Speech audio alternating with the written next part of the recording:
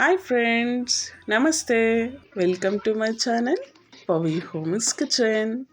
ಇನ್ನು ಯಾರೆಲ್ಲ ನನ್ನ ಚಾನಲ್ನ ಸಬ್ಸ್ಕ್ರೈಬ್ ಮಾಡ್ಕೊಂಡಿಲ್ಲ ದಯವಿಟ್ಟು ಒಂದೇ ಒಂದು ಸಲ ಸಬ್ಸ್ಕ್ರೈಬ್ ಮಾಡ್ಕೊಳ್ಳಿ.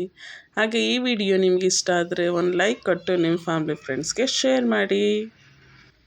ನಾನಿಲ್ಲಿ ಒಂದು ಚಿಕ್ಕ ಮಾವಿನಕಾಯಿ ತೊಗೊಂಡಿದ್ದೀನಿ. ಅದು ತುಂಬ ಹುಳಿ ಇರುತ್ತೆ, ಬಲ್ತಿರುತ್ತೆ ತಗೊಳ್ಳಿ. ಇದನ್ನು ಚೆನ್ನಾಗಿ ವಾಶ್ ಮಾಡಿ ಸಿಪ್ಪೆ ತೆಗೆದು ತುರಿದಿಟ್ಕೊಂಬಿಡೋಣ. ಸಣ್ಣಕ್ಕಿರೋದ್ರಲ್ಲಿ ತುರ್ಕೊಳ್ಳಿ, ದಪ್ಪ ದಪ್ಪ ಇದ್ದರೆ ಚೆನ್ನಾಗಿರಲ್ಲ ಟೇಸ್ಟು.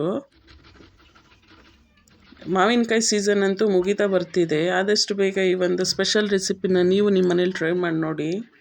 ಟೇಸ್ಟ್ ಅಂತೂ ಸೂಪರಾಗಿರುತ್ತೆ. ಈಗ ಬಾಣಲಿ ಬಿಸಿಯಾಗಿದ್ದ ಕೂಡಲೇ 2 ಟೇಬಲ್ ಸ್ಪೂನ್ ಆಗೋಷ್ಟು ಆಯಿಲ್ ಹಾಕ್ಕೊತಿದ್ದೀನಿ.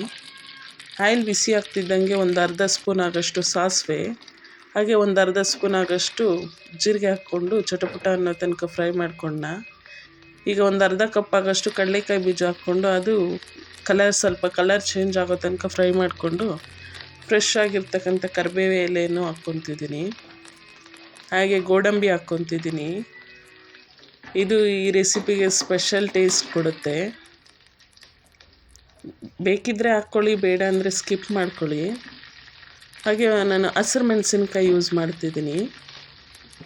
ನೀವು ಬೇಕಿದ್ದರೆ ಒಣಮೆಣಸಿನ್ಕಾಯಿನೇ ಯೂಸ್ ಮಾಡ್ಕೊಬೋದು. ನಾನು ಹಸಿರು ಮೆಣಸಿನ್ಕಾಯಿ ಒಣಮೆಣಸಿನ್ಕಾಯಿ ಎರಡೂ ಯೂಸ್ ಮಾಡ್ತಿದ್ದೀನಿ. ಒಂದು 5ರಿಂದ 6 ಹಸಿರು ಮೆಣಸಿನ್ಕಾಯಿನ ಕಟ್ ಮಾಡಿ ಹಾಕ್ಕೊಂಡು, ಹಾಗೆ ಒಂದು ದೊಡ್ಡ ಈರುಳ್ಳಿನ ಸಣ್ಣಗೆ ಕಟ್ ಮಾಡಿ ಹಾಕ್ಕೊತಿದ್ದೀನಿ. ನೋಡಿ, 2 ಒಣಮೆಣಸಿನ್ಕಾಯಿ ಹಾಕ್ಕೊತಿದ್ದೀನಿ ಟೇಸ್ಟ್ಗೋಸ್ಕರ.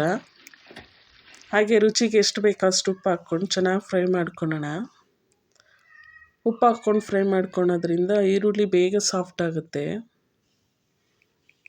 ಈಗ ಒಂದು 2 ನಿಮಿಷ ಫ್ರೈ ಮಾಡಿಕೊಂಡು ಅದಕ್ಕೆ ಒಂದು ಸ್ವಲ್ಪ ಅರಿಶಿನ ಹಾಕ್ಕೊಂಡು, ಒಂದು ಅರ್ಧ ಸ್ಪೂನ್ ಆಗೋಷ್ಟು ಅರಿಶಿನ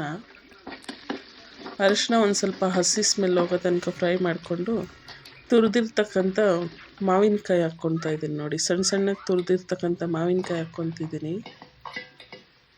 ಹಾಕ್ಕೊಂಡು ಇದು ಹಸಿ ಸ್ಮೆಲ್ ಹೋಗೋ ತನಕ ಸ್ವಲ್ಪ ಹೊತ್ತು ಫ್ರೈ ಮಾಡ್ಕೊಂಡ ಮೀಡಿಯಮ್ ಫ್ಲೇಮಲ್ಲಿ.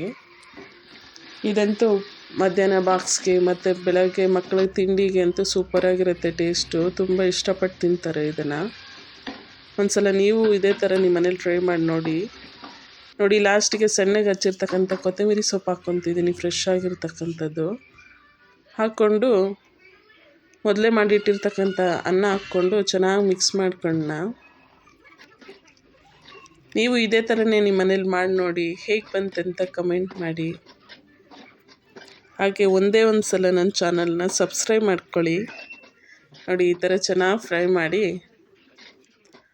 ಪ್ಲೇಟಿಗೆ ಸರ್ವ್ ಮಾಡ್ಕೊಂಡು ತಿಂತಾಯಿದ್ರಂತೂ ಸೂಪರ್ ಟೇಸ್ಟ್ ಇರುತ್ತೆ. ನೀವು ನಿಮ್ಮ ಮನೇಲಿ ಒಂದು ಸಲ ಇದೇ ಥರನೇ ಟ್ರೈ ಮಾಡಿ ನೋಡಿ, ಹೇಗೆ ಬಂತಂತ ಕಮೆಂಟ್ ಮಾಡಿ. Thank you.